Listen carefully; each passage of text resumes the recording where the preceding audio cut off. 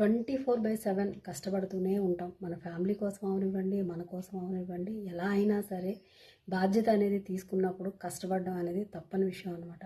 అలా కష్టపడగా వచ్చిన సంపాదనతో ఫ్యామిలీకి ఇంత ఖర్చు పెట్టాలి, ఈఎంఐలకి ఇంత ఖర్చు పెట్టాలి, లేదా అప్పులకి ఇంత ఖర్చు పెట్టాలి, ఫీజుల కోసం ఇంత ఖర్చు పెట్టాలి, బిల్లుల కోసం ఇంత ఖర్చు పెట్టాలని చాలా క్యాలిక్యులేటెడ్గా ఉంటాం. కానీ అందులో ఎంతో కొంత ఇంతే అమౌంట్ తీసి ఇది నా కోసం నేను ఖర్చు పెట్టుకుంటాను.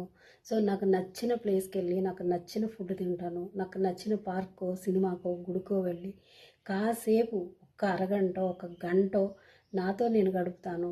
నా జీవితానికి నేను అనేది చాలా అవసరం అని చెప్పేసి అనుకున్నాం అనుకోండి, మన జీవితాన్ని మించిన పరమార్థం మనకు కనిపించదు అనమాట. నిజంగా అందరినీ అర్థం చేసుకోవడానికి ప్రయత్నం చేస్తాం, మన జీవితాన్ని మనం అర్థం చేసుకోం. మనతో మనం గడిపిన క్షణాలు చాలా తక్కువ అనమాట.